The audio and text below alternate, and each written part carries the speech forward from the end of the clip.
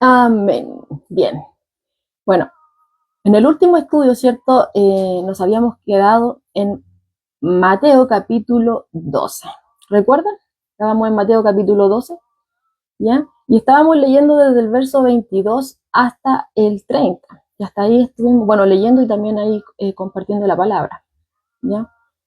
Y eh, bueno, ahí para hacer un poco ahí un recuento de lo que estuvimos viendo, ¿cierto? En estos versículos de Mateo 12, del 22 al 30, donde veíamos, ¿cierto? Que traían a un hombre, ¿ya? A Jesús, a un endemoniado, nos dice la escritura específicamente en este verso 22 de este capítulo 12. Este hombre estaba endemoniado, estaba ciego y estaba mudo, ¿ya? Bueno, y como hemos visto, ¿cierto? A lo largo del ministerio terrenal de nuestro Señor Jesucristo, para él no hay imposible, no hay nada que se pueda oponer delante de él, ¿cierto? No hay nada que él no pueda hacer, ¿ya? No había nada, entonces él le sanó, inmediatamente quedó sanado, ¿cierto? Y una vez más él deja en evidencia que tiene total control sobre lo visible y totalmente sobre lo invisible, ¿ya? Sobre lo visible sanó, ¿cierto? A este varón de tal modo, dice ahí, que veía y hablaba, ¿ya? O sea, el milagro fue totalmente claro, fue totalmente evidente, no había lugar a dudas con respecto a que había sido hecho y fue hecho delante de los ojos del pueblo, porque recordemos que multitudes le venían siguiendo, pero también en este contexto estaban los líderes religiosos también ahí que estaban siguiéndole los pasos a nuestro Señor Jesucristo. De hecho, en Marcos, ¿cierto? El texto paralelo de esta porción de la escritura que nos encontramos acá, nos dice que incluso estos líderes religiosos de Galilea, ¿cierto? Como que unen fuerza con los escribas, ¿cierto? Que vienen desde Jerusalén, ¿ya? Vienen acá, a Capernaum, ¿ya? Entonces, vienen esta élite, ¿cierto? De allá, del centro mismo de la adoración, allá en Jerusalén, vienen, ¿cierto? En busca de Jesús, ¿ya? Pero no con una finalidad buena, sino que la idea de ellos era siempre encontrar algo para poder acusarlo, ¿ya? Pero, si bien ellos estaban también ahí, estaban estas multitudes, estaban estos líderes religiosos, ¿cierto? Acá, y si bien Jesús ya ha venido realizando muchos milagros, y este no fue el único, ya ha expulsado demonios, ha sanado a mucha gente, ha muerto, ha traído a la vida, ¿cierto? Entonces, no era el primer milagro, es uno de los tantos que ha hecho, pero este milagro en particular dejó a la gente atónita, ¿ya? Y entonces ellos empiezan a preguntarse, ya empieza a surgir la idea, empiezan a preguntarse, ¿será este aquel hijo de David? Y eso lo podemos ver en el versículo 23, ya de este mismo capítulo 12 de Mateo, ya que empiezan a preguntarse esto. Pero ¿qué sucede con esto? Que el hecho de que estas multitudes, ¿cierto?, comenzaran a preguntarse si Jesús realmente podría ser el Mesías, llevó a los escribas y a los fariseos a entrar en pánico, ¿ya? Recordemos que, por lo que hemos visto en los últimos estudios y también el día domingo, ¿cierto? Se predicaba del texto paralelo acá, bueno, obviamente enfocado en otro tema, porque ahí veíamos que ante toda esta situación la familia pensaba que estaba fuera de sí, los líderes religiosos decían que tenía demonios, pero Jesús nos daba solamente una opción, ¿cierto? Y que Él es el Hijo de Dios, ¿ya? Pero eh, viéndolo acá, ¿cierto? Ellos sabían que el poder, ¿cierto? Únicamente podía venir del Dios Todopoderoso o de Satanás, ¿ya? Que también tiene poder, obviamente limitado, de ninguna manera ilimitado, solamente Dios tiene todo el poder y la autoridad, ¿ya? Entonces, obviamente estos líderes religiosos no iban a aceptar en ninguna manera que Jesús venía de parte de Dios. Entonces, como sabían, ¿cierto?, que las únicas dos fuentes de poder o era Dios o era Satanás, y como se negaban, rechazaron totalmente a Jesús, ¿cierto?, porque varias veces tuvieron estas confrontaciones en donde Jesús, ¿cierto?, eh, eh, los descubrió, dejó en evidencia realmente quién eran ellos, ¿ya? Y solamente estaban aparentando, pero lo que había detrás de ese disfraz era otra cosa, ¿ya? Muchas veces los llamó hipócritas, o sea, eran actores en escena, estaban vendiendo un personaje que nunca realmente fue, ¿cierto? Y como Él es Dios, los descubrió, no hay nada oculto delante de él. Entonces eso no les pareció a estos líderes, ¿ya? Entonces empezaron a rechazar a Jesús en gran manera. Como les decía, o sea, ya el hecho de que, como decía en Marcos, ¿cierto? Como predicaba el día domingo, que nos dice en Marcos 3 que vienen, ¿cierto? Estos personajes, estos escribas de Jerusalén. O sea, ya no vemos, ¿cierto? Que ya le entró a preocupar en gran manera, ¿cierto? La fama que estaba teniendo Jesús, la gran multitud que le estaba siguiendo, ¿ya? O sea, viajaron 160 kilómetros aproximadamente, como decía, ¿cierto? El domingo, para venir únicamente a encontrar algo, para poder acusar a Jesús y así que la opinión de la gente se volviera en contra de Jesús, ¿ya? O sea, imagínate cuánto era el odio que ellos tenían, que no les importó viajar todo eso, ¿ya? Entonces, no querían reconocer a Jesús. Entonces, como no iban a reconocer que venía de parte de Dios, ¿qué pasa? Empiezan a envenenar la mente de esas personas que empezaron a preguntarse si podría ser el hijo de David. Ellos dicen, no es el hijo de David, es todo lo contrario, es que tenía Belcebú. Eso lo dice, ¿cierto? En Marcos también el texto paralelo, que dicen que este tiene a Belcebú y que por medio de ese poder él echaba fuera los demonios. ¿Ya? Entonces, bueno, veíamos, ¿cierto? En el último estudio que Jesús se toma en serio, ¿cierto? Esta acusación, que es una acusación muy grave, ¿ya? Y la refuta, ¿ya? Y deja claramente evidenciado el antagonismo, ¿cierto? Entre el reino de Dios y el reino de las tinieblas.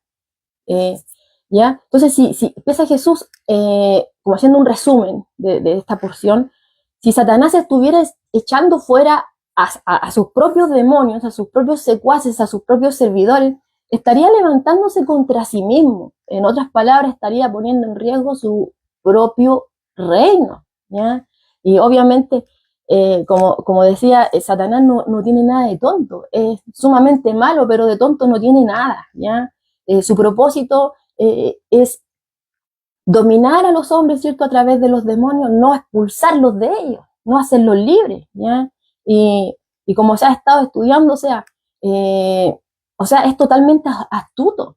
Si es posible, ¿cierto? Se disfraza a menudo como ángel de luz, se muestra como es, como que fuera luz, ¿cierto? Pero en él no hay luz en ninguna manera, es tiniebla totalmente, ¿ya? Pero aunque astuto, aunque tiene poder limitado, obviamente nunca va a ser igual a Dios. Y eso es lo que Jesús, ¿cierto?, deja en evidencia en estos versículos que estuvimos viendo, ¿ya? Y él usa esa ilustración que dice que para poder atar, ¿cierto?, a este hombre fuerte, obviamente tiene que venir alguien que es más fuerte que él. Y lo hay, y es él, ¿ya? Y él, Jesús, es el que tiene más poder que él, tiene todo el poder, tiene toda la autoridad, como estuvimos viendo en unos estudios anteriores, que le fue conferido, ¿cierto?, por el Padre, ¿ya? Y Jesús, el Hijo de Dios, enfocándonos en el Hijo de Dios, ¿cierto? Él cuando se encarna, entra, ¿cierto?, dentro del dominio, donde ejerce poder el enemigo, ¿cierto? Entonces, cuando él nace, ¿cierto?, todo se ve trastornado para Satanás, ¿ya? No le pudo dominar en la tentación, vemos que Jesús venció, no le pudo atar tampoco en la muerte, que era su arma final, ¿cierto? Pero Jesús resucitó y fue ahí cuando ya cuando resucitó en poder, ya, y está a la diestra del Padre. Bueno, ahí vemos que Jesús, si bien muere en debilidad, como se predicaba el domingo, él resucita en poder y tiene todo el poder, toda la autoridad para arrebatar de ese reino de las tinieblas a todo aquel que él quiera, ¿ya? Él puede sacar los bienes del enemigo, ¿ya? Tiene todo el poder, toda la autoridad. Entonces, esa acusación que le estaban haciendo acá era totalmente ridícula, porque todo lo que nuestro Señor Jesucristo hizo durante su ministerio terrenal, desde predicar las buenas nuevas de salvación, sus milagros, ¿cierto?, las sanidades, sobre todo el hecho de expulsar demonios, deja totalmente en evidencia que Él es el Mesías, aquel que iba a venir para deshacer las obras del diablo, ¿ya? Eso es lo que estuvimos viendo, ¿cierto?, en el último estudio, donde veíamos, ¿cierto?, del verso 22 al 30, ¿ya? Ahora vamos a continuar del verso 31, ¿ya? Como les decía el día domingo, bueno, en una porción de la palabra que estaba exhortando, toqué un poco este tema así superficialmente, pero hoy vamos a entrar a profundizarlo, ¿ya? Porque esta acusación que estos líderes realizan contra de Jesús, de atribuir, ¿cierto?, este poder a Satanás, no solamente era ridícula y blasfema, sino que también era sumamente peligrosa, como les decía, ¿ya? Ahora, eso lo vamos a ir viendo por pausa. En primer lugar, vemos, ¿cierto?, que en el versículo 31, para aquellos que se vienen incorporando, estamos en Mateo capítulo 12. En el último estudio vimos del 22 al 30, y hoy día vamos a ver el versículo 31 y 32. Dice en el verso 31, por tanto os digo, todo pecado y blasfemia será perdonado a los hombres. ¿Ya? Vamos a dejarlo ahí. Vemos que en primer lugar Jesús afirma que todo pecado y toda blasfemia será perdonado, ¿cierto? Obviamente cuando uno habla de la blasfemia, uno sabe ya, blasfemia es un pecado, ¿ya? Entonces, pero aunque la blasfemia es una forma de pecado, en este pasaje nos estamos dando cuenta y también tomando en consideración el contexto, que estos dos temas se tratan de modo separado, ¿ya? Obviamente la blasfemia representa la más extrema forma de pecado, pero aquí se tratan de forma separada. Obviamente cuando hablamos de pecado, y yo sé que muchos de nosotros también lo entienden, ¿ya? Pero no es malo recordarlo, que cuando se habla de pecado representa, ¿cierto?, a todo lo que corresponde a esa gama de pensamientos o acciones, ¿cierto?, que son corruptas, que son inmorales, impías, ¿cierto? Mientras que la blasfemia, ¿cierto?, son palabras, ¿cierto?, irreverentes, son desafiantes, ¿ya? Entonces, el término blasfemia se puede aplicar a pecados tales como maldecir a Dios o decir cosas, ¿cierto?, intencionalmente que son degradantes contra Él, ¿ya?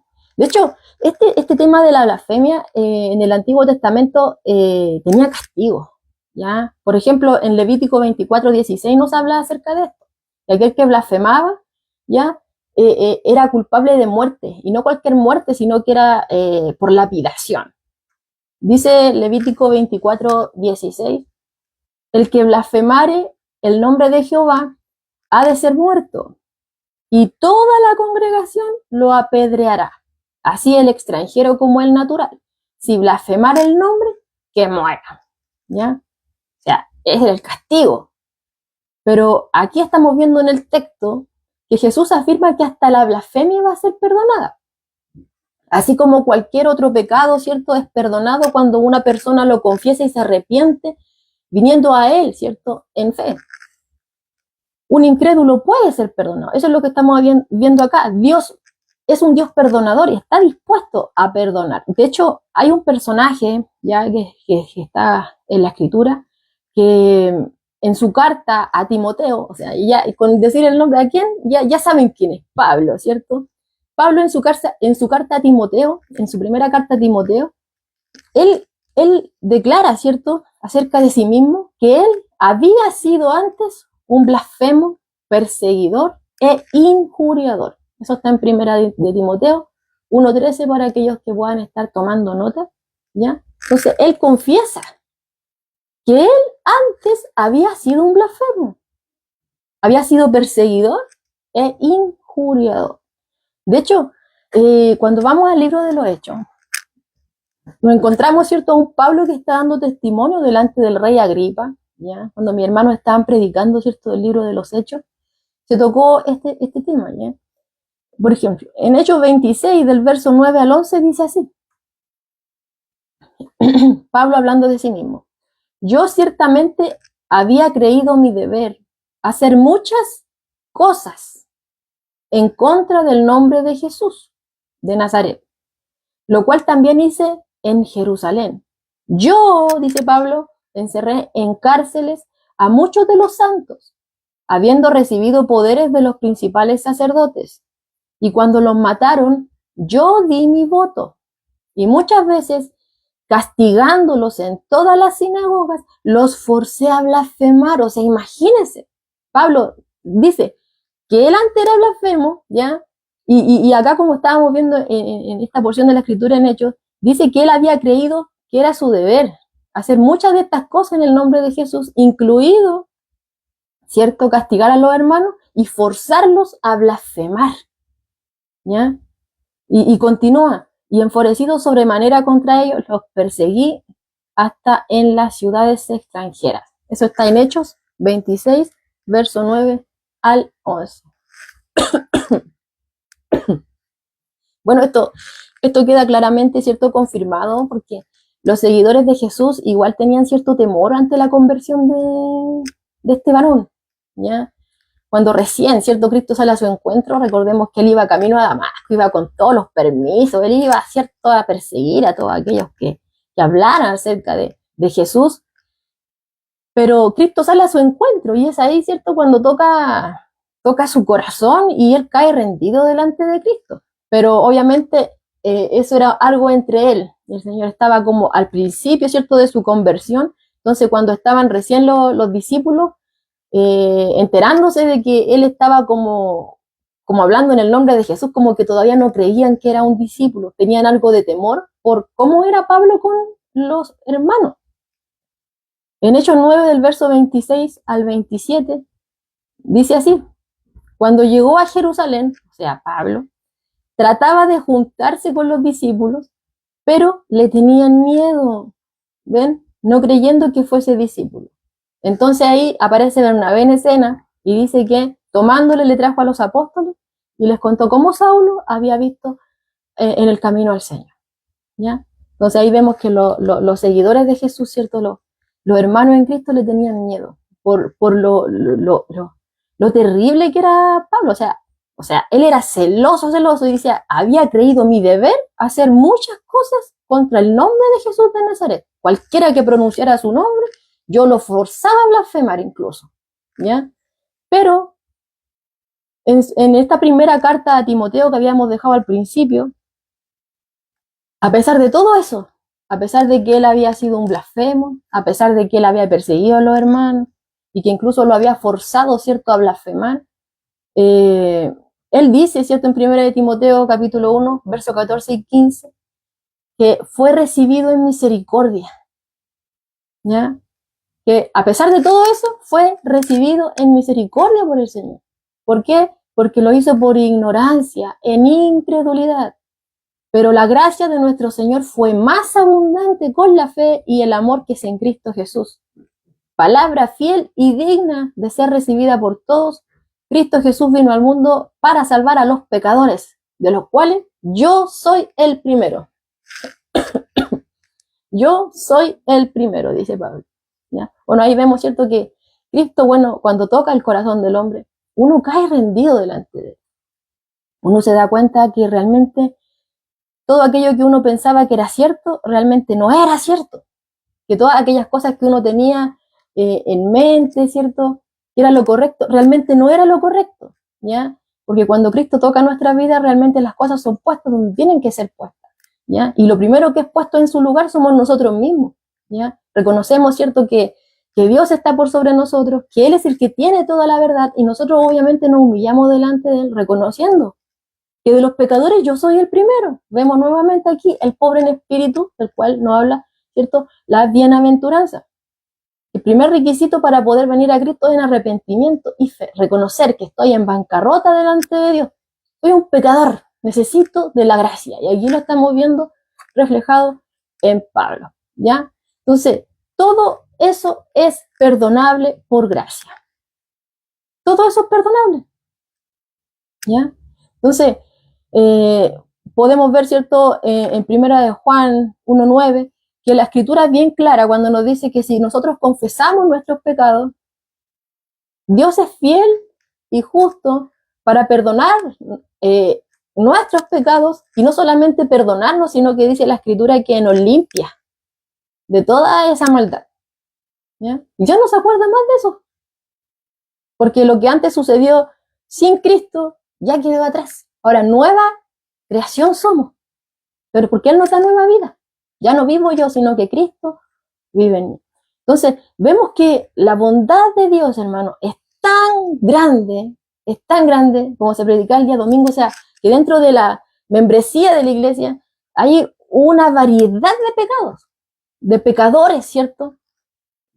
Hay de todo, pero la bondad de Dios es tan grande que Él está dispuesto a perdonar. Sí, antes eran pecadores, hacían tales cosas, pero pecadores arrepentidos, ¿cierto? Transformados, convertidos, ¿cierto? Rendidos a Cristo. Porque Dios es un Dios perdonador y está dispuesto a perdonar a todo aquel que venga a Cristo, ojo, ahí, oído ahí, a Cristo en arrepentimiento y fe. ¿Ya? Sin importar los pecados que haya cometido en el pasado, sin importar las veces que habló de forma irreverente, ¿cierto? En contra de Dios, en contra del Padre, en contra del Hijo, ¿cierto? Porque incluso decía ahí, ¿cierto? En el versículo, estamos en el versículo 31, por tanto digo que todo el pecado y blasfemia será perdonado a los hombres. Ya, esa parte la vamos a saltar, que la vamos a ver ahora. Versículo 32 dice, a cualquiera que dijera alguna palabra contra el Hijo del Hombre, le será perdonado. O sea, Dios está dispuesto a perdonar a aquel, ¿cierto?, que viene a pedirle perdón, que viene a Cristo en arrepentimiento y fe. Así que, si usted que nos está viendo, ¿cierto?, la misma invitación que hablábamos el otro día, o sea, nuestro Dios de misericordia nuevamente está dando la oportunidad para que todo aquel que está oyendo este mensaje sepa que Él aún está con los brazos abiertos, que su gracia no queda corta, sino que está llamándole en este momento, que no endurezca su corazón, sino que venga a Cristo en arrepentimiento y fe. Él está ofreciendo perdón de todos sus pecados. Esté como usted, esté como esté usted, venga a Cristo, ¿ya?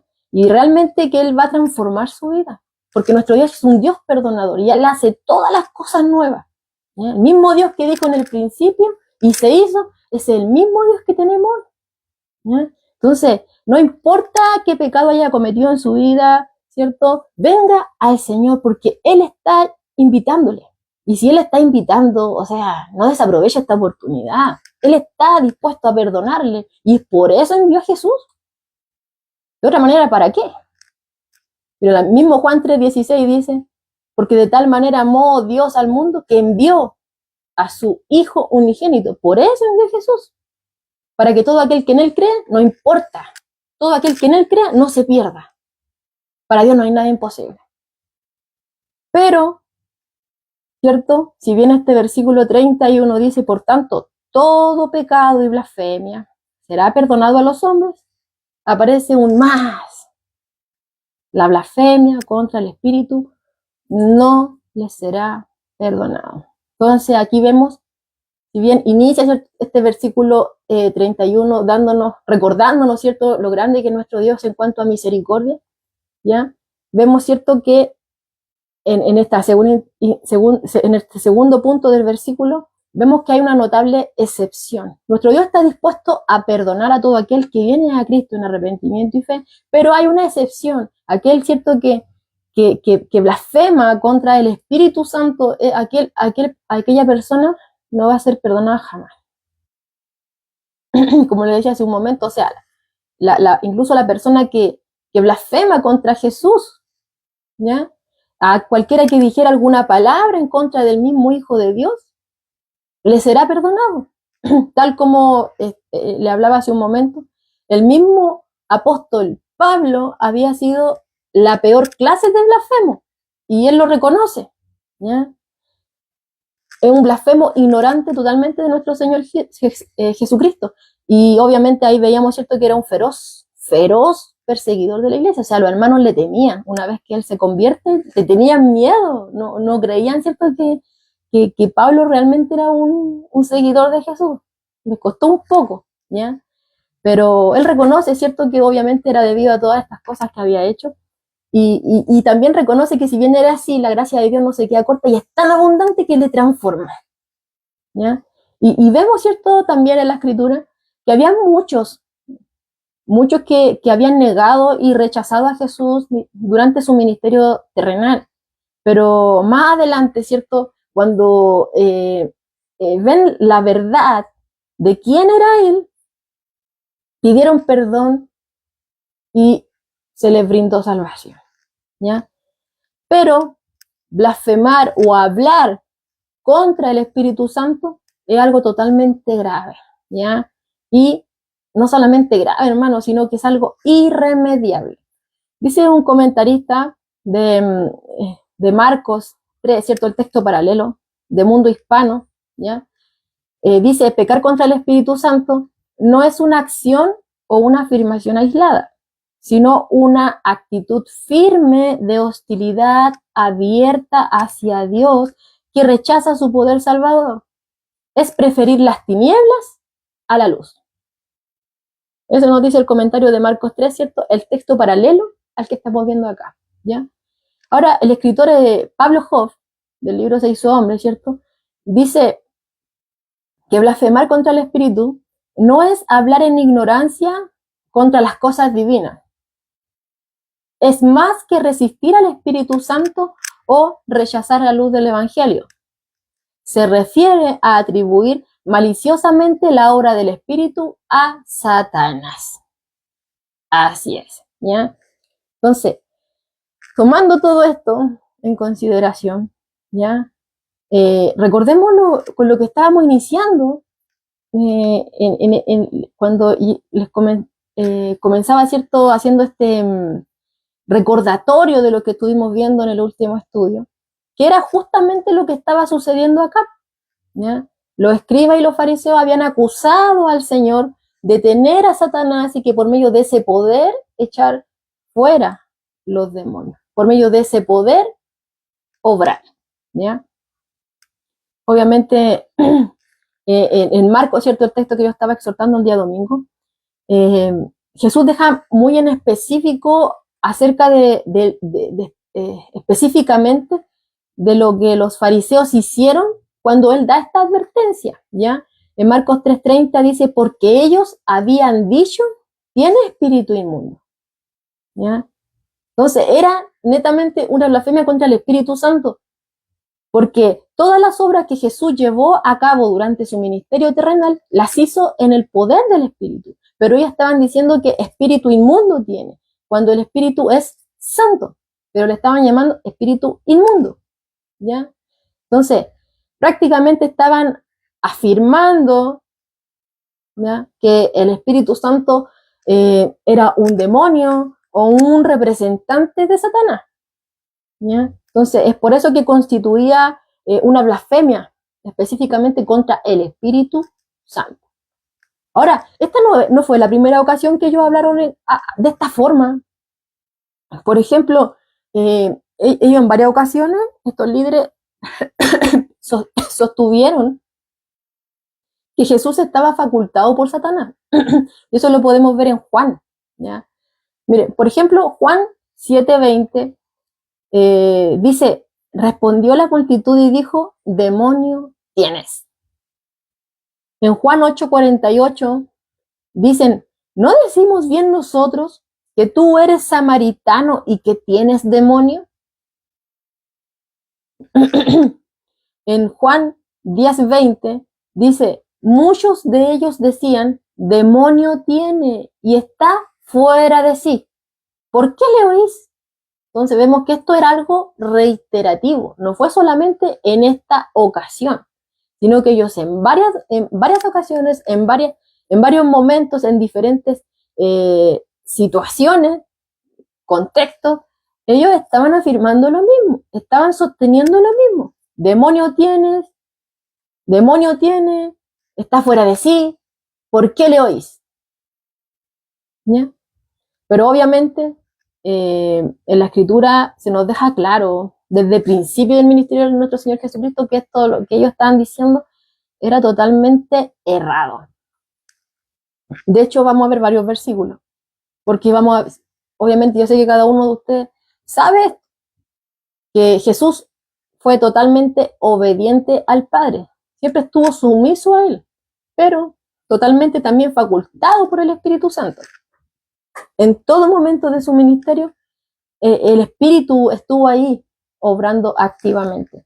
Por ejemplo, lo vemos desde su nacimiento. Bueno, sabemos que los profetas habían anunciado, ¿cierto?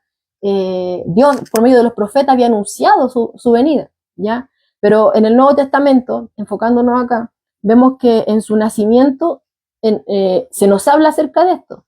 En Lucas 1:35, para aquellos que están anotando. En Lucas 1:35 dice, el ángel le dijo, bueno, ¿a quién? A María, ¿ya? Le dijo, el Espíritu Santo, note ahí, el Espíritu Santo vendrá sobre ti y el poder del Altísimo te cubrirá con su sombra. Por lo cual también el santo ser que nacerá será llamado Hijo de Dios. El santo ser que nacerá será llamado Hijo de Dios.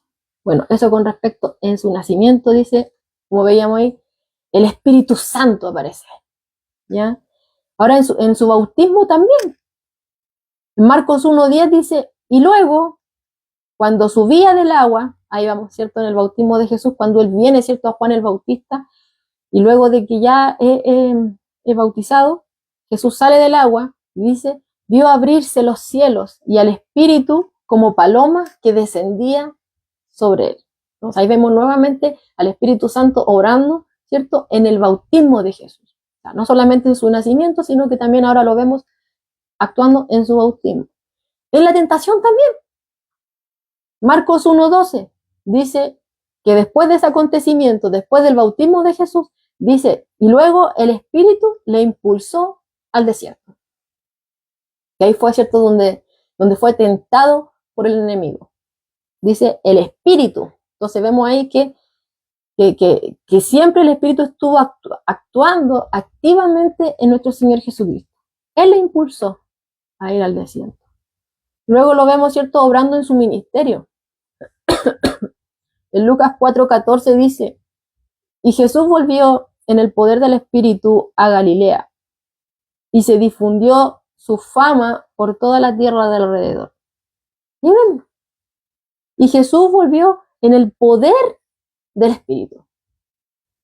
Durante su ministerio, y el Espíritu Santo activamente obrando en él. Milagros. Mateo 12:28, que es el mismo texto que estamos viendo, pero los versículos que estuvimos viendo en el último estudio, cuando ya Jesús, ¿cierto?, refutando todos esos argumentos ridículos que ellos estaban dando, esas afirmaciones ridículas que estaban levantando para ensuciar, ¿cierto?, su ministerio, y dejando totalmente claro que él estaba totalmente opuesto al reino de las tinieblas, dejando en evidencia todo eso, él dice, si yo por el Espíritu de Dios echo fuera los demonios, ciertamente ha llegado a vosotros el reino de Dios. O sea, no había otra opción más. Él no operaba por Satanás, no le servía a él, sino que a Dios, ¿ya? Y por el Espíritu de Dios, él hacía lo que hacía. Ahora también lo vemos obrando el Espíritu Santo, ¿cierto?, en la muerte de nuestro Señor. Y así lo narra, ¿cierto?, Hebreos 9, versos 13 y 14, que dice así, porque si la sangre de los toros y de los machos cabríos y las cenizas de becerra rociadas a los inmundos santifican para la purificación de la carne, cuanto más la sangre de Cristo, el cual mediante el Espíritu eterno se ofreció a sí mismo sin mancha a Dios, limpiará vuestras conciencias de obras muertas para que sirváis al Dios vivo. O sea, ahí lo vemos, ¿cierto? Una vez más actuando. O sea, si todo ese sistema sacrificial servía, ¿cierto?, santificaba para la purificación de la carne, cuanto más la sangre de Cristo, dice, el cual mediante el Espíritu eterno se ofreció a sí mismo. También lo vemos no solamente en su muerte, sino que también en su resurrección. Romanos 1:4 dice, fue declarado Hijo de Dios con poder, según el Espíritu de santidad, por la resurrección de entre los muertos. Entonces, Jesús siempre operó, hermano, bajo el pleno control del Espíritu Santo. Al mismo tiempo, anduvo, ¿cierto?, en perfecta obediencia al Padre. De hecho, Pedro, ¿cierto?, lo dice en Hechos 10:38, cuando él mismo dice, Dios ungió con el Espíritu Santo y con poder a Jesús de Nazaret.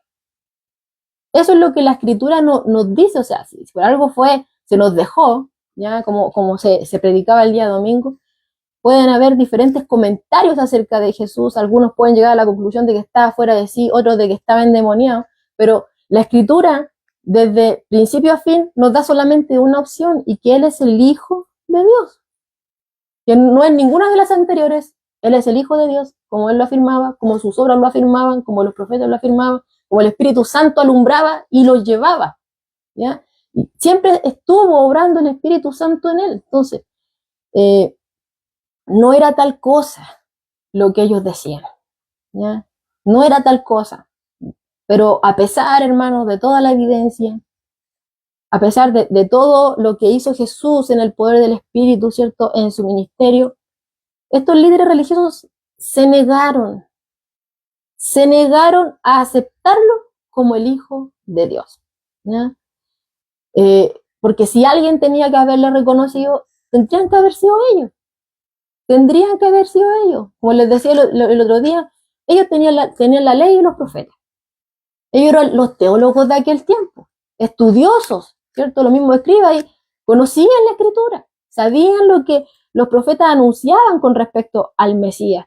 Sabían, ¿cierto?, que todo ese sistema apuntaba también al Mesías. Entonces, y también tuvieron, otro punto ahí, a Juan el Bautista, que Juan siempre estuvo, ¿cierto?, llamando constantemente al arrepentimiento, preparando el camino, ¿cierto?, para el que había de venir, que era Jesús, el Hijo de Dios. También tenían al Espíritu Santo que lo estaba moviendo a la verdad, porque el Espíritu es el Espíritu de verdad, ¿cierto?, y nos lleva a toda la verdad, y Jesús mismo dijo, yo soy la verdad. Y recordemos que cuando dice que el Espíritu Santo es el ayudador, Él nos va a recordar todo lo que Jesús dijo. Si el Espíritu Santo nos lleva a Cristo, nos lleva a la Escritura, nos lleva a la verdad, ¿ya? Entonces todo lo que estaba escrito apuntaba a Él, y el Espíritu ahí alumbrando. Todo esto que fue anunciado se cumple en Él, véanlo, ahí están los milagros también. O sea, no solamente tenían ahí al mismo Hijo de Dios enfrente, sino que también tenían las señales que anunciaban que ese Mesías esperado, ese Mesías que ellos tanto habían esperado, estaba ahí mismo, ¿ya? Estaba ahí en pie delante de ellos, y que en esta ocasión había realizado este milagro sobre este hombre que había llegado endemoniado, ciego y mudo, y Jesús le sanó de una.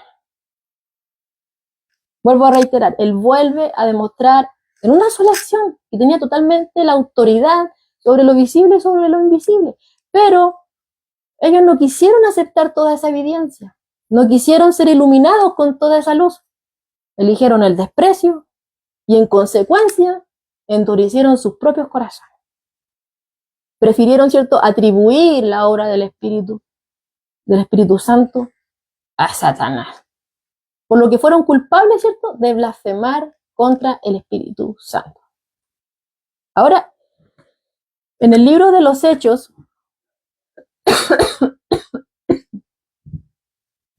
perdón, estoy un poquito, tengo comezón en la garganta.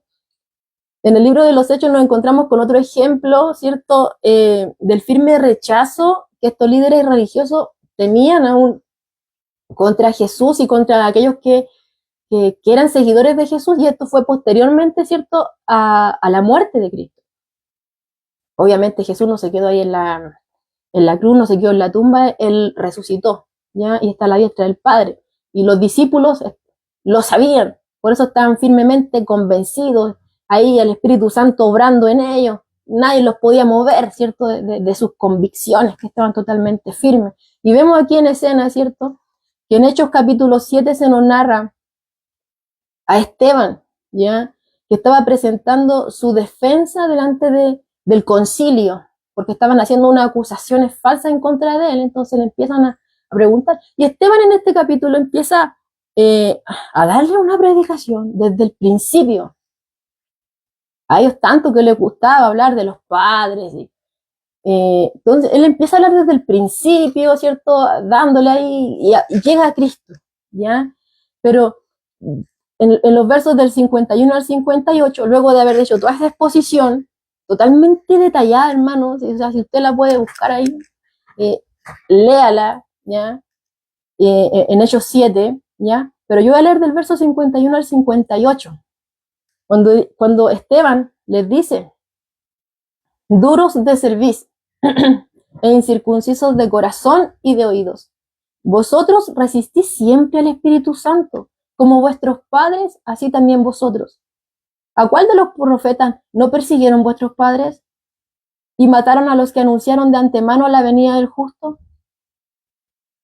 ¿Y quién de vosotros ahora habéis sido entregadores y matadores? Vosotros que recibisteis la ley por disposición de ángeles y no la guardasteis. ¿Y qué pasó, cierto, cuando Esteban, cierto, les da estas palabras? Obviamente la predicación era para que ellos pudieran reflexionar acerca de su actuar. Cierto, era el Espíritu Santo obrando a través de Esteban, iluminando, cierto, a estos varones, pero ellos oyeron. El texto nos dice que no.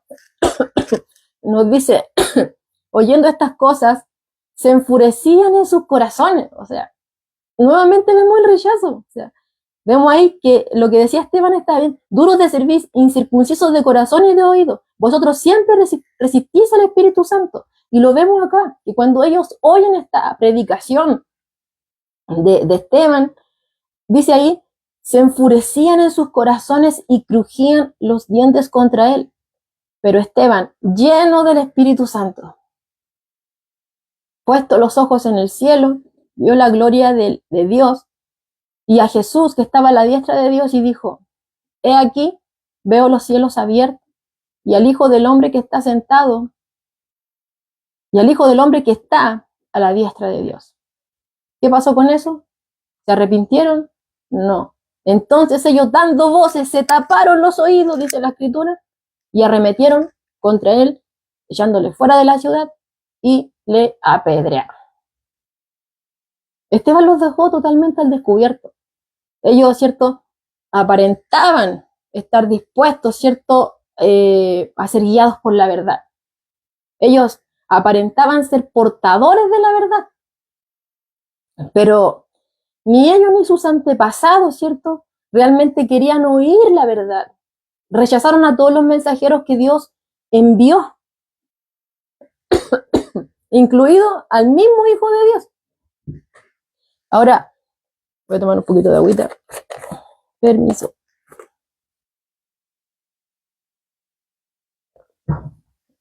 Ahora, en esencia, esa fue la misma acusación que hizo Jesús contra ellos. ¿Se acuerda usted? Bueno, eso lo vamos a ver mucho más adelante, si Dios así lo permite, en Mateo 23, del verso 24 al 27, cuando Jesús los confronta y les dice, guías ciegos, que coláis el mosquito y tragáis el camello. Ay de vosotros, escribas y fariseos hipócritas, porque limpiáis lo de fuera del vaso y del plato, pero por dentro estáis llenos de robo y de injusticia. Fariseo ciego, limpia primero lo de dentro del vaso y del plato, para que también lo de fuera sea limpio. Ay de vosotros, escribas y fariseos hipócritas, porque sois semejantes a sepulcros blanqueados, ¿no? Que por fuera la verdad se muestran hermosos, mas por dentro estáis llenos de huesos de muertos y de toda inmundicia. Así también vosotros por fuera a la verdad os mostráis justos a los hombres, pero por dentro estáis llenos de hipocresía e iniquidad. Permiso un poquito. Me entró toda la comezón justo. Entonces podemos ver que tanto Jesús, cierto, como Esteban no se retrajeron de acusar, cierto, al Sanedrín en contra de ir en contra de la misma palabra de Dios, en contra del mismo Dios que ellos mismos afirmaban seguir. Y Esteban acá, cierto, los vemos que él los acusa claramente. Ustedes hicieron lo mismo que los anteriores, aparentan ser de una forma, pero realmente son todo lo contrario. Nunca recibieron a los mensajeros, ¿ya? De hecho, dieron muerte a los que venían. Y lo mismo hicieron con el mismo Hijo de Dios, con Jesús. Entonces vemos, cierto, que durante el ministerio terrenal de nuestro Señor, todos aquellos, cierto, que blasfemaron contra el Espíritu Santo, se aislaron solitos. de la misericordia de Dios, porque no fue que Dios le rehusó la misericordia. Esa misericordia fue abundante. Dios les habló de una u otra forma. ¿Ya? Entonces no fue porque se la negaron, sino que fue porque ellos mismos, cuando Dios se la dio, la rechazaron de forma rebelde y obviamente de forma permanente. Y como estuvimos viendo hace un momento, esta no fue la única vez que acusaron a Jesús de obrar por medio de Satanás, sino que en varias ocasiones ya lo estaban haciendo, ya lo habían hecho y lo iban a seguir haciendo, ¿ya? Entonces, ellos rechazan, ¿cierto?, toda la luz que Dios les da y obviamente, además, no solamente rechazaron, sino que empiezan a ridiculizar, ¿cierto?, la obra del Espíritu como algo satánico. Entonces, como ya rechazaron, ¿cierto?, toda la luz, todas las pruebas que consideraban a Jesús, ¿cierto?, como el Mesías, ya no había ninguna otra más. No había ninguna otra más. No se podía dar otra más, porque ya todas se le habían dado. Toda la evidencia, todas las pruebas, toda la luz. Entonces, perdón, Dios ya no podía hacer nada más con eso, ya no podía hacer nada más por ellos. Entonces, ellos mismos habían fijado su curso y obviamente ya Dios iba a dejarlos navegar sin restricciones. ¿Hacia dónde? ¿A buen puerto? No, hacia la perdición. Los dejó. Hoy la tontera. Y es que, bien, Dios los deja, hermano, a navegar sin restricción. ¿Por qué? Y esto es lo terrible de este pecado. Es que este pecado, ¿cierto?, de blasfemar contra el Espíritu, deja al hombre en una posición en la cual el hombre no se puede arrepentir. ¿Por qué? Es porque esa persona nunca va a pedir perdón. Usted podrá decir, pero ¿por qué nunca va a pedir perdón? Porque nunca se va a arrepentir, aunque suene un juego de palabras. Nunca va a pedir perdón a esa persona porque nunca se va a arrepentir. Porque recordemos que es el Espíritu Santo el que convence de pecado al hombre. ¿Ya? Él es el que convence de pecado, ¿cierto? De justicia y de juicio. Es el Espíritu Santo el que mueve los corazones, ¿cierto?, del hombre y lo lleva a Cristo en arrepentimiento y fe. Pero ellos le resistieron. Y no solamente le resistieron, sino que le menospreciaron, ¿ya? Entonces, cualquier pecado, ¿cierto?, que la humanidad desea perdón, va a ser perdonable.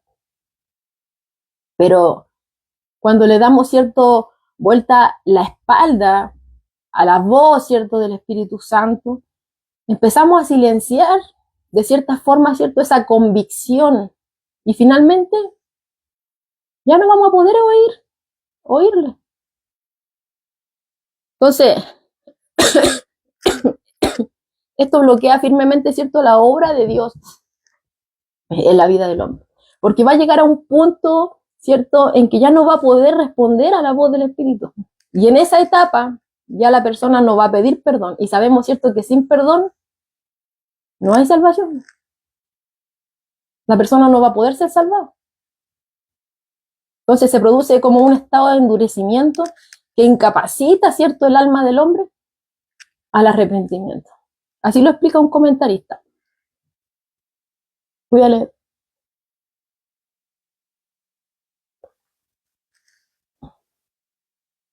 Dice aquí un comentarista, en lugar de arrepentimiento tuvieron endurecimiento y en lugar de confesión hicieron maquinación. De este modo, mediante su propia insensibilidad criminal y totalmente inexcusable, se condenaron a sí mismos. Su pecado es imperdonable por no estar dispuestos a recorrer el sendero que conduce al perdón. Para un ladrón y un adúltero y un asesino hay esperanza. El mensaje del Evangelio que puedes hacerles clamar es: oh Dios, ten misericordia de mí, pecador. Pero cuando un individuo está endurecido, de modo que ha tomado la decisión de no prestar atención al llamado del Espíritu y ni siquiera escuchar, la súplica y la voz de advertencia, se ha puesto a sí mismo en el camino que lleva a la perdición. Ellos mismos se colocaron en ese lugar. Como les decía, o sea, Dios les ofreció todos los medios disponibles para que ellos pudieran ver, ¿cierto? Pero como dice el dicho, no hay peor ciego que el que no quiere ver. No quisieron ver, rechazaron la evidencia, se taparon los ojos. Como veía ahí en el texto con Esteban, se taparon los oídos, crujían los dientes, no querían, no quisieron. Entonces, debido a que esa fue su conclusión definitiva contra Jesús, ellos mismos se terminaron convirtiéndose en reos de juicio eterno, como lo dice el texto paralelo en Marcos 3:29. ¿Ya? ¿Por qué? Porque su blasfemia, ¿cierto?, contra el Espíritu Santo fue su rechazo final a la gracia de Dios. ¿Ya? Y Jesús dice, o sea, ni durante este siglo, o sea, durante toda la historia humana, ese rechazo es imperdonable. Y también en el venidero, que implica, ¿cierto?, que a través de toda la eternidad no habrá perdón. En otras palabras, no va a haber perdón. Ni durante este siglo, ni en el venidero, no va a haber perdón. ¿Ya? No va a haber perdón ni en la era de la historia humana, ni en la era de la consumación divina. No habrá perdón para aquellos que voluntariamente se oponen a él y le menosprecian. Y como les decía el día domingo, o sea, hay muchos, ¿cierto?, que pueden estar preocupados de haber cometido este pecado, pero ya esa preocupación, esa angustia quizás de haber faltado, fallado en contra del Señor, ya es una señal de que ese pecado no se ha cometido. Porque las personas, ¿cierto?, que se encuentran en este estado de dureza, han perdido totalmente la sensibilidad al Espíritu Santo, ¿ya? Pero también, como se decía, esta advertencia también tiene que ser tomada muy en serio por todo aquello, ¿cierto?, que nos exponemos a la palabra. Porque muchas veces, cuando se nos predica, ¿cierto?, el Espíritu empieza a obrar a través de la Escritura, ministra nuestros corazones y nos quiere llevar al arrepentimiento. Cuando nos vemos confrontados con la Escritura, de que hemos cometido tal pecado, el Espíritu empieza a orar ahí para que vengamos a Cristo y le pidamos perdón, pero muchas veces no queremos oír, no nos gusta, quizás por diferentes motivos. Entonces, puede llegar un momento en que ya podamos perder, ¿cierto?, la sensibilidad a la obra del Espíritu, así que hay que tener cuidado. Con respecto a esto, hay un comentarista que dice, Cristo enseña que si una persona peca voluntariamente en contra de la luz y de la verdad revelada por el Espíritu Santo, llegará el tiempo en que ya no pueda distinguir entre el bien y el mal, entre el Espíritu de Dios y el Espíritu inmundo, entre las obras de Dios y las obras del diablo. Se pierde toda sensibilidad. Ya no va a poder distinguir, como decía ahí, entre el bien y el mal. No va a poder, entre el Espíritu de Dios y el Espíritu inmundo. No va a poder, porque se ha opuesto, ¿cierto? Está en oposición constante cuando Dios, ¿cierto?, está confrontando su vida y obviamente quiere transformarle, quiere seguir trabajando en él, le quiere seguir santificando, ¿ya? Entonces, hay una ilustración que la encontré muy buena y que les quiero leer, ojalá de corrido, esta garganta que me pica tanto, me ha atacado la alergia, no me quiere soltar, llevo varios días con una alergia, pero bueno, voy a tratar de leerla. Dice aquí, imagínese que está cansado de que el Espíritu Santo lo esté condenando, particularmente de un pecado. Usted quiere eliminar por completo la voz del Espíritu Santo que le advierte del peligro. Y con amor trata de mostrarle el camino correcto. Entonces, ¿qué hace? Comienza a construir un muro de ladrillos para bloquearlo. Cada ladrillo en esa pared representa cada momento que ha rechazado la convicción del Espíritu Santo. A medida que continúa rechazando al Espíritu Santo, la voz se escucha suave y más suave, y usted confía más y más en su camino de vida. Con el transcurrir del tiempo, usted pone más y más ladrillos a tal punto que ya no puede oír la voz del Espíritu Santo. Por lo tanto, va cortando el camino al arrepentimiento. Encontré muy buena esta ilustración, que claro, o sea, es como que vamos construyendo un muro, a medida que mientras más le rechazo es como un ladrillo. Le rechazo, no quiero ir, no me importa, y vamos construyendo, ¿cierto?, este muro que ya llega a un punto, ¿cierto?, es que ya no le oímos con este, y cierto, y nos enfocamos únicamente en la confianza en nosotros. Cuando obviamente el Espíritu Santo, como les decía hace un momento, el Espíritu de verdad, Él nos lleva a toda la verdad. Siempre va a hablar de la Escritura, siempre nos va a hablar de Cristo, y a Cristo nos va a llevar, ¿ya? Pero muchas veces le resistimos, ¿ya? Pero puede llegar a un momento en que realmente puede ser bastante perjudicial, porque podemos, ¿cierto?, dejar de ser sensibles a su obra. Y eso es lo que ocurre muchas veces también con aquellos que después le rechazan netamente y terminan en el caso del que nos está narrando la Escritura en esta ocasión, ¿ya? Porque rechazan, pero llega un punto en que ya no hay más oportunidad. Ahora, como les decía hace un momento, o sea, la Biblia siempre, con mucha claridad, nos hace saber, ¿cierto?, que Dios siempre está dispuesto a perdonar a cualquier pecador, a cualquiera. Como veíamos ahí, o sea, dice, cualquier pecado, incluso las blasfemias serán perdonadas, ¿ya? Dios está dispuesto a perdonar. El requisito es que venga Cristo, obviamente, porque a Él fue el que el Padre envió. Como dice, o sea, su amor es evidente. Y no podemos dudar de Él, ¿ya? O sea, de que el mismo Padre envíe a su Hijo, ¿cierto?, a este mundo y que tome la forma de siervo, siendo semejante a nosotros, ¿cierto? Él fue tentado en todo, obviamente sin pecado, vivió de la forma que ninguno de nosotros podría vivir y murió en la cruz en nuestro lugar. O sea, queda evidente, o sea, la mayor muestra de amor la podemos ver ahí en la cruz. Como dice en Juan 3:16, volviendo a tomar, ¿cierto?, este verso, cuando dice, porque de tal manera amó Dios al mundo que nos ha dado a su propio Hijo, a su Hijo unigénito, para que todo aquel que en Él cree no se pierda. Si es que Dios no quiere que nadie se pierda,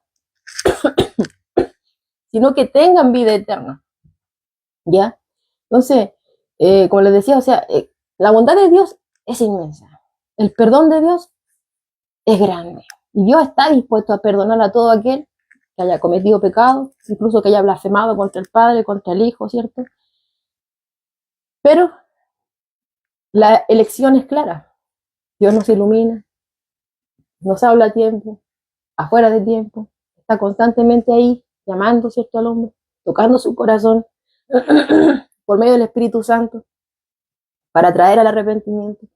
Por eso es que Pablo, ¿cierto?, oraba cuando le pedía a los hermanos que oraran por él, para que con denuedo pueda predicar la palabra.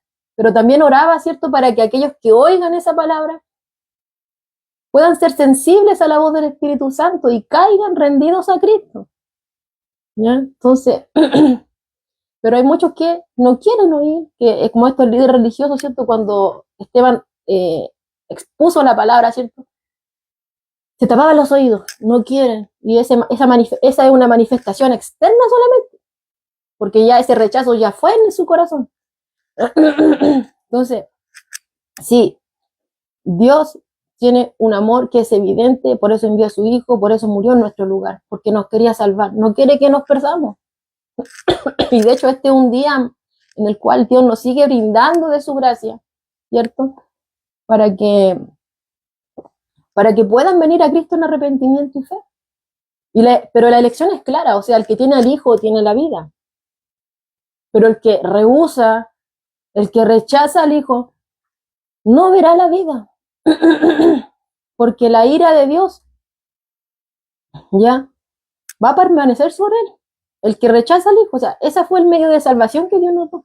Dios, o lo tomas o lo dejas. Si lo tomas, Dios va a obrar en ti, te va a perdonar, te va a limpiar, te va a hacer de ti una nueva creación y va a hacer de ti un instrumento útil en sus manos. Pero si no lo no aceptas esta salvación que Dios te está dando, obviamente vas a tener que pagar por tus propios pecados. Porque todo lo que se hace, se paga. Como varias veces se ha dicho, ¿cierto? Como ejemplo, cuando uno consume algo, tiene que pagar la cuenta. Lo mismo pasa, ¿cierto? Todo lo que hemos hecho en esta vida, tendremos que dar cuenta delante de Dios. Pero aquel que ha venido a Cristo en arrepentimiento y fe, todos sus pecados ya fueron pagados. Por eso murió Cristo en la cruz. Toda esa deuda que era incalculable, fue pagada una vez y para siempre. Pero aquel que no quiere esta salvación, que no quiere que Cristo perdone sus pecados, que no quiere venir a Dios, que rechaza la luz, que tapa sus oídos, que cierra su corazón, entonces va a tener que él mismo pagar su deuda. Y eso se resume en condenación eterna. Porque no basta una vida para pagar todo aquello que el hombre ha hecho aquí mientras estaba en el mundo. Y todos somos pecadores. La Escritura dice que no hay ninguno bueno. Todos somos pecadores destituidos de la gracia de Dios. Volviendo a reiterar, Efesios dice que estábamos muertos en delitos y en pecados, ¿cierto? Pero Cristo nos resucitó. Así como Él resucitó, ¿cierto? A muchos aquí, trajo al hijo, ¿cierto? De la viuda en Naín, lo trajo a la vida. Así como resucitó a Lázaro, a la hija de Jairo, así también a nosotros. Así como en el principio dijo, sea la luz, así también hizo en nuestros corazones para que la luz del Evangelio nos resplandezca, ¿cierto? Y para que cada día cuando nos estamos sumergiendo en su palabra podamos entender, podamos ser iluminados. Pero no solamente eso, si Dios no solamente nos quiere iluminar para que nosotros digamos, ahora entiendo, sino que la idea de esto, como la palabra es viva y eficaz, es que así, a medida que Dios nos va iluminando, con esa luz que Él nos va dando, nuestra manera de vivir vaya siendo cambiada, ¿ya? Vaya siendo cambiada, permiso, vaya siendo renovada, ¿cierto? Vayamos cambiando nuestra conducta. Para que Cristo sea el que se nota que vive en cada uno de nosotros. Obviamente, por nuestra cuenta, esto no podemos hacer nada. O sea, ya es decir, el hecho de decir que estábamos muertos, ni pulso teníamos, ni siquiera un dedo podíamos levantar, nada podemos añadir a esta salvación. Todo esto fue hecho por medio de Cristo. O sea, ¿cómo no darle gracias a nuestro Señor, cierto? Que su amor es evidente, vuelvo a reiterar eso, y Él está dispuesto a perdonar a todo aquel que venga a Él, perdonar sus pecados, y Él los borra, no se va a acordar nada más de eso. No se vuelve a acordar de sus pecados. O sea, desaprovechar esta oportunidad de que el Dios creador de todas las cosas le esté diciendo que le quiere perdonar y que Él llevó a cabo, trazó el plan y lo hizo posible, envió a su hijo, ya murió en la cruz, ahora está sentado a la diestra de Él porque resucitó. Y todo este tiempo, cierto, que es de gracia, Él le sigue llamando y le sigue invitando a venir a Él. Entonces, no desaproveche esta oportunidad, porque hoy en día, cierto, el Espíritu Santo sigue trabajando, Él sigue convenciendo de pecado, de que todos nosotros somos pecadores, sigue convenciendo de justicia, ¿cierto? Porque nuestras justicias son como trapos de inmundicia delante de Dios, sino que nosotros somos justificados por medio de la fe, por medio de Cristo Jesús, por medio de sus obras, no de las mías ni de las suyas. No podemos añadir nada a nosotros. O sea, el mayor ejemplo de eso lo podemos ver con ese ladrón que estaba a su costado, ¿cierto? Ahí en la crucifixión. Ese hombre no hizo nada, no podía hacer nada. Estaba ahí clavado, no podía nada. Pero Cristo lo alcanzó ahí. Cristo lo alcanzó ahí. Entonces, el Espíritu Santo sigue obrando, nos convence de pecado, nos convence, ¿cierto?, que por medio de Cristo únicamente somos justificados y nos podemos presentar ahora, ser aceptables delante del Padre, y también nos convence de juicio, de que si rechazamos todo lo anterior, como decía ahí en Juan 3:36, si rechaza, el que rechaza al Hijo no verá la vida, sino que la ira de Dios permanece sobre él, ¿ya? Entonces, viene un momento en que Dios va a pagar las luces. Y entonces se va a perder para siempre toda oportunidad de salvación. Y eso fue lo que Pablo advirtió, ¿cierto?, a los corintios, en 2 Corintios 6:2, cuando les dice, he aquí ahora el tiempo aceptable, he aquí ahora el día de salvación. ¿Ya?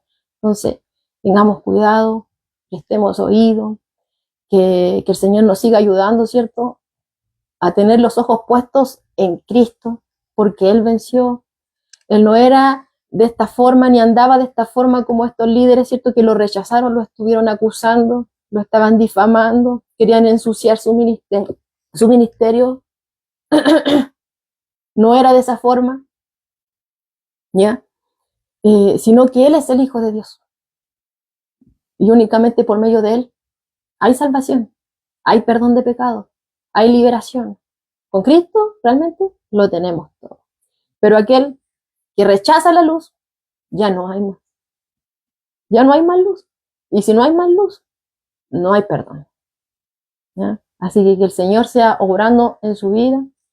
Usted que quizá constantemente ha venido ahí, quizá endureciendo su corazón, le rogamos en el nombre del Señor de que no lo haga. Porque realmente esto tiene consecuencias eternas.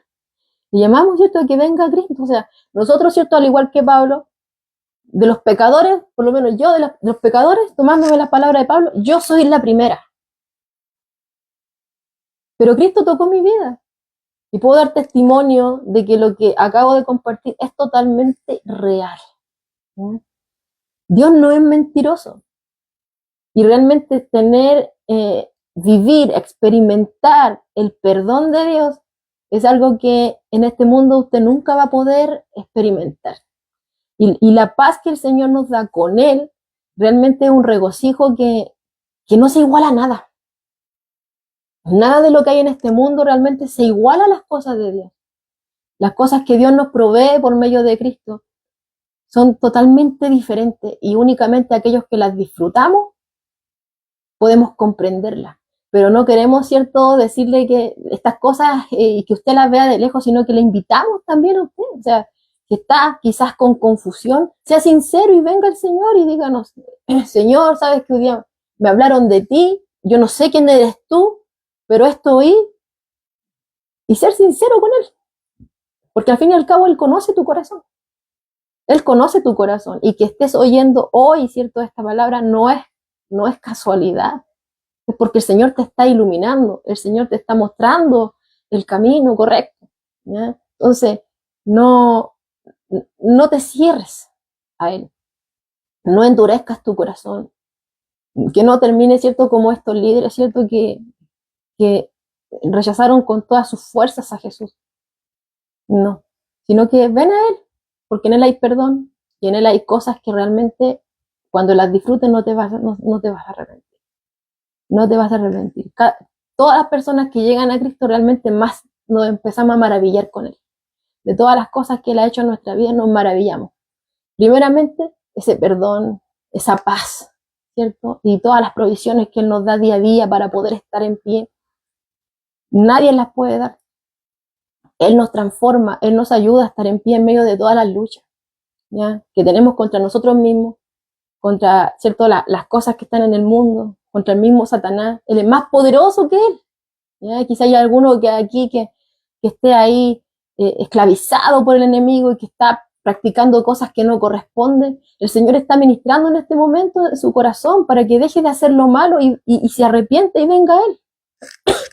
Porque ahora es el momento, como decía Pablo, es ahora. No lo deje para mañana porque realmente no sabe lo que va a acontecer.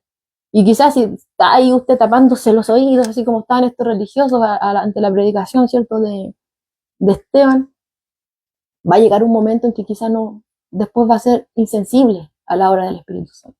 Y que preste atención ahora, humíllese delante del Señor, dele gracias. La situación que usted se encuentre, no lo sé, pero nuestro Dios es bueno, es grande en misericordia, es un Dios perdonador, es un Dios que nos da en abundancia, ¿cierto? Y nuestra alma se regocija. Así que